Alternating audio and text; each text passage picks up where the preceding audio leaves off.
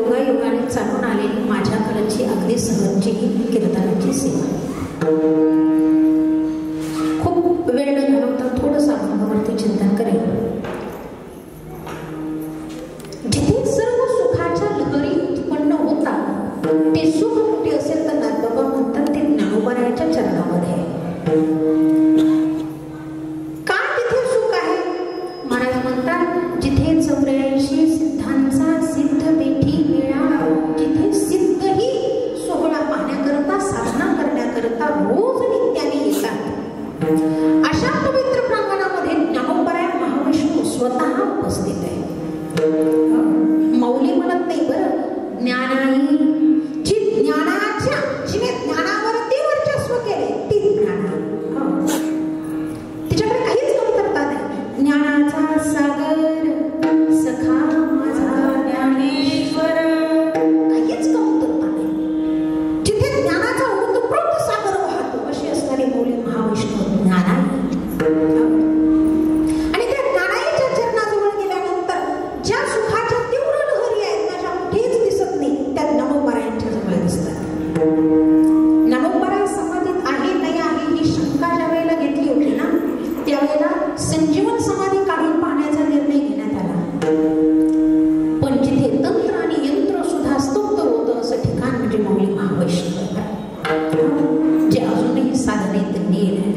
अजूनही साधनेमध्ये तितकेच तीव्रतेने बसलेले, तिथे गेल्यानंतर अजूनही आनंदाच्या लहरी. माऊलींच्या समाधीचं दर्शन झालं म्हणजे मनाला समाधान मिळण्यासारखं. बाकी तुम्ही इकडे हरिद्वार, ऋषिकेश, वृंदावन बाजूला जा, तिकडे कोणत्याच देवाच्या चरणाला हात लावून दर्शन घेऊ देत नाही, दुरून दर्शन घ्यावं लागतं. तिथे नेत्र सुख आहे. आणि इथे ज्ञानोबरायाजवळ जा, पांडुरंगाजवळ जा, इथे नेत्र सुख नाही, समोरासमोर आलिंगन देता येतं साधू संतांना मौलीच्या समाधीला आणि दर्शन घेता येतं. पण ते दर्शन घेतल्यानंतर सुखाची अनुभूती होते. नाथबाबांना कळलं. नाथबाबा म्हणतात ज्ञानोबरायांच्या सुखाचं वर्णन मी काय करावं. ज्ञानोबरायांच्या सुखाचं वर्णन करण्याकरता किंवा ज्ञानोबरायांच्या वर्णनाच्या अनुभूती सर्व जीवांना येण्याकरता अनेक संतांनी मौलीचं कौतुक केलं. यात काही नवल नाही. मुक्ताबाईलाही करायचं होतं, खूप करायचं होतं मुक्ताबाईला ज्ञानोबरायाचं वर्णन, पण जागाच मिळेना. कसं वर्णन करावं ज्ञानोबरायांचं, जे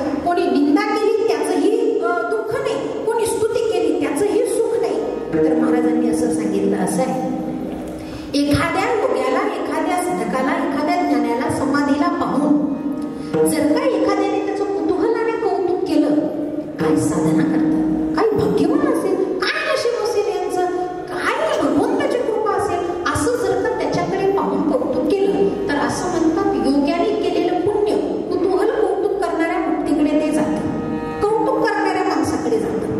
आणि एखादा येतो आणि म्हणतो यांना काही काम धंदे, हे उगाचच असे बसलेले आहेत, यांना काही करता येत नाही म्हणून डोळे झाकून बसले. मग योग्याकडून कळत न कळत घडलेलं पाप वाईट निंदा करणारा माणूस घेऊन जातो, त्याच्याकडे वाईटही राहत नाही, ज्याच्याकडे चांगलंही शिल्लक राहत नाही, भगवंत त्याला स्वतःच करून घेतो. आता याच्याकडे कोणताच दोष नाही, कुठलाच अहंकार, कुठलाच अभिमान नाही. ज्ञानोबा तुमच्याकडे कोणत्याच गोष्टीचं नाही ना, नालोभे ना अहंकार आहे, काहीच कोणत्याच गोष्टीची बाधा तुम्हाला शिवली नाही. ज्ञानोबा तुम्ही योगी पावन मनाचे आणि तुम्ही असं करावं, कुतूहलाची संधी ज्ञानोबा मुक्ताईला देतात. जिथे सगळं सुख आहे, सुख बसे ते ठाई, जिथे सगळं सुख एकत्र येते, पुन्हा कसलीच चिंता शिल्लक राहत नाही. असं सुख कुठे असेल तर ज्ञानोबा यांच्या जवळ आहे, ज्ञानोबा यांच्या जवळ आहे. पण अजून एक गंमत आहे, ज्या सुखाच्या लहरीचं किंवा ज्ञानोबा यांच्या सानिध्याचं, जवळीकतेचं कौतुक तुम्ही आम्ही आज करतो ना, ते कौतुक करायला त्यावेळेला कदाचित लोक चांगले असते, तर ज्ञानोबा यांवरती कदाचित डोळ्यातून आसू वाहण्याची वेळ आली नसते. पण चैतन्य महाराज देवकरांच्या मुखातून एक वाक्य ऐकलं होतं आणि ते मला आवडलं होतं. ते असं आहे, ज्ञानोबा यांना त्या काळातल्या लोकांनी कदाचित दंड दिला नसता किंवा त्रास दिला नसता तर ज्ञानोबा काय हे तुम्हाला आम्हाला कळाले नसते आणि आम्ही सोहळ्यासाठी आलो नसतो.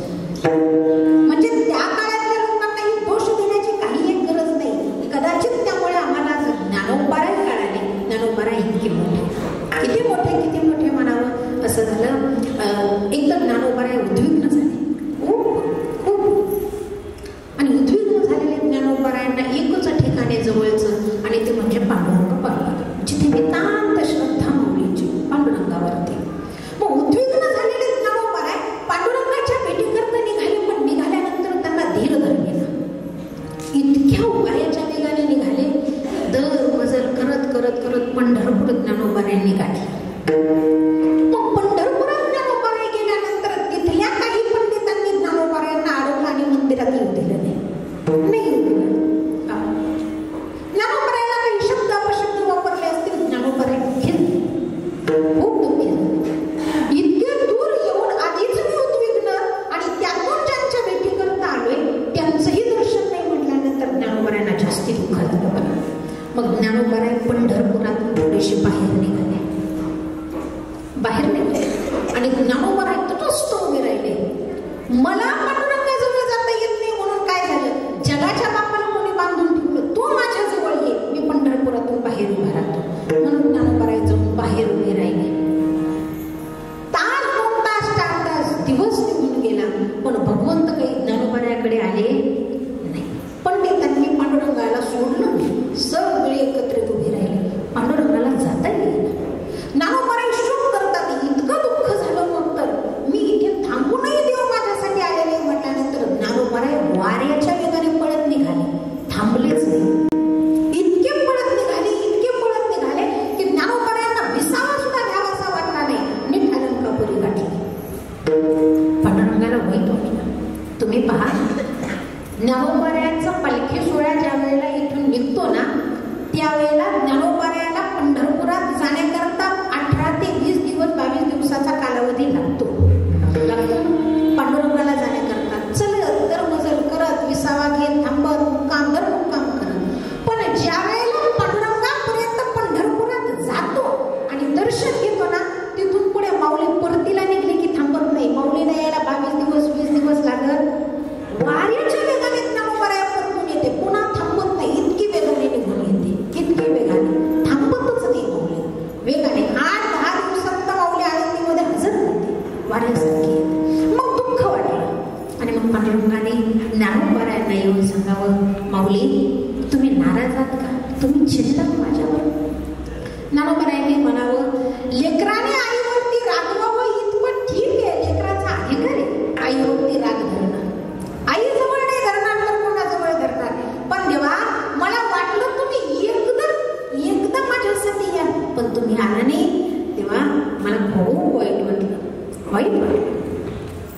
ज्ञानोबारायांना भगवंत सांगताय, ज्ञानोबाराय चिंता करू नका, एक वेळ तुम्ही माझ्याकडे या आणि एक वेळा मी तुमच्याकडे येईल, तुम्हाला माझ्यापर्यंत या वेळेला येऊ देणार नाही. आणि मग देवानेही ज्ञानोबारायांजवळ यावं, तर तोही मोका फार काही चांगला नव्हता. देव ज्ञानोबारायांकडे आले ते समाधी सोहळ्याच्या निमित्तानेच आले, निमित्ताने. आणि ज्ञानोबारायाला समाधी देण्याकरता सुख काय एकवटावं, ज्याची आम्ही आराधना आणि साधना करतो तो भगवंत यावेळेला ज्ञानोबारायाच्या चरणावरती साष्टांग प्रतिपाद करून उभे आहेत, मानतोने हात जोडून उभे. म्हणून जिथे भगवंत नतमस्तक आहे तिथे सुखाची काय कमी असेल, काय कमी असेल तिथे सुखाची. नाथबाबा म्हणतात, माझं महत् भाग्य की ज्ञानोबारायांनी मला स्वप्नात दृष्टांत द्यावा आणि कंठाला मुळे लागली मला येऊन सांगावं. माझं काय भाग्य असेल, काय भाग्य असेल ज्ञानोबारायाला पाहण्याचं. ते तेजपुंज रूप पाहून मला तर इच्छा सुद्धा होत नाही. नाथबाबा धन्य झाले, धन्य धन्य झाले. आणि ते नाथबाबा कौतुक करतायत, बाबा या जगात जर का सुख शोधायचं असेल ना तर ते एका सुख बसे इथे इथे. सर्व सुखाची लहरी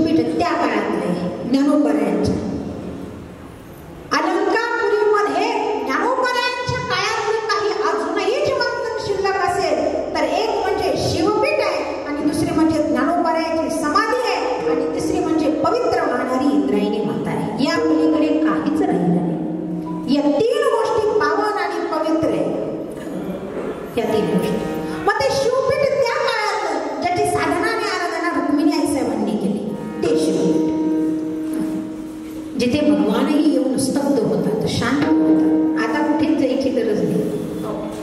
ते अलंकापुर ठिकाण आणि त्याची महिमा आणि त्याचं कौतुक करण्याकरता यात्रे अलंकापुरा येती.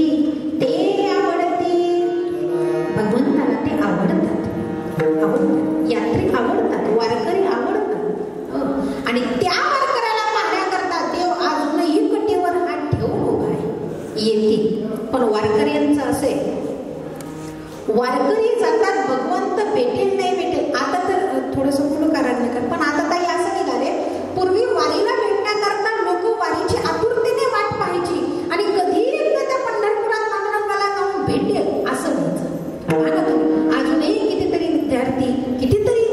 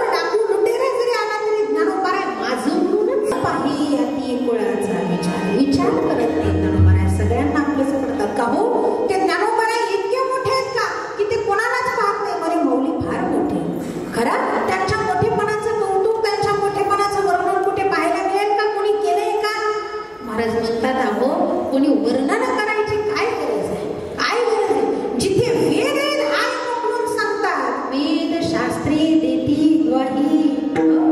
अहो ही जगाची आई आहे, हे वेद शास्त्र सुद्धा आई मोकळून सांगतात. तुम्ही आम्ही काय सांगावं? ही आमची आई आहे, हे ज्ञान आहे, हे वेदांनी सांगावं. महाराज त्याच्यामध्ये सामर्थ्य असं काय म्हणतात, माऊलींचं सामर्थ्य सांगण्याची पात्रता माझ्यात ज्ञानाई आहे. जिला वास्तव आईचं प्रेम कमी मिळालं ते ज्ञान आहे. जी आईच्या प्रेमाला फार कमी वयात पोरगी झाली ती ज्ञान आहे. ती ज्ञान जिला काहीच मिळालं नाही ज्या वयात पाहिजे होतं ती ज्ञान आहे.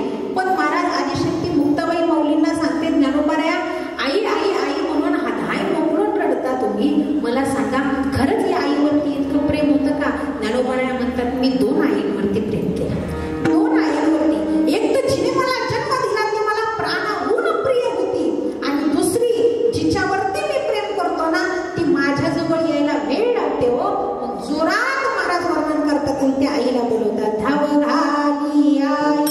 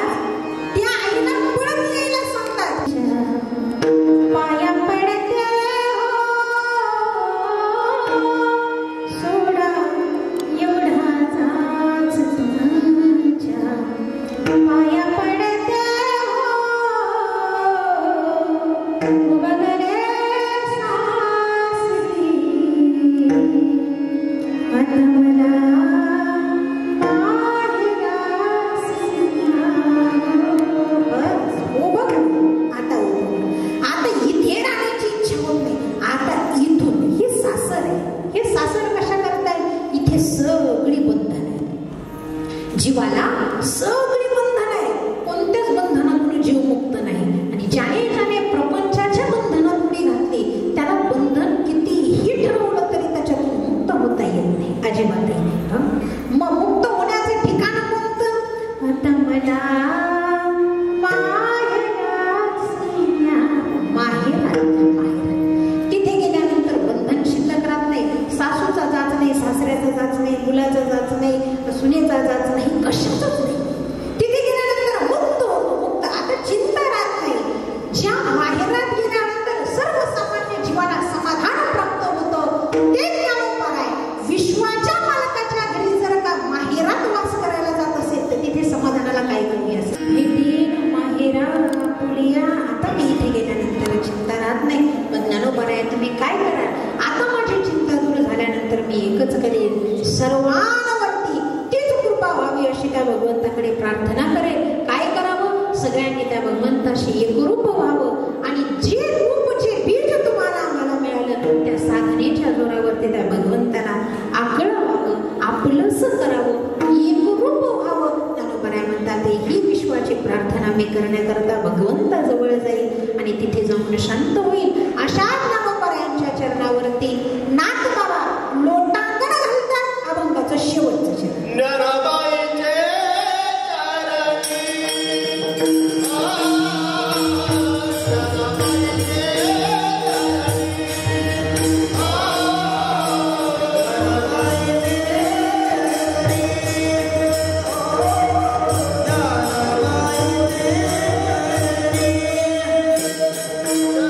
Yeah.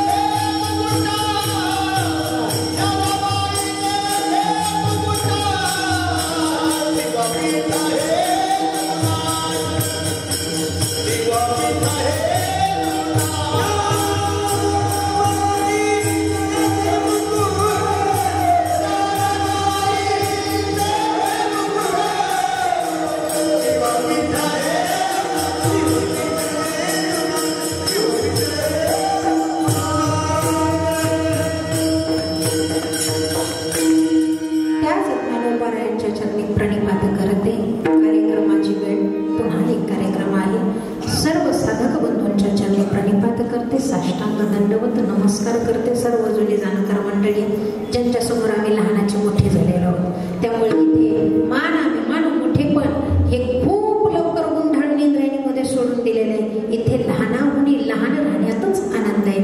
आणि इथे सर्व तुम्ही माझ्याहून जाणकार अतिशय विद्वान मंडळी माझ्यासमोर आहे. पुन्हा एकदा या कमिटीचं आणि या संप्रदायामध्ये या प्रांगणामध्ये बाबांची सद्गुरू सच्चिदानंद श्रीपाद बाबा रामदास बाबांची सेवा करण्याची योगायोगाने मला संधी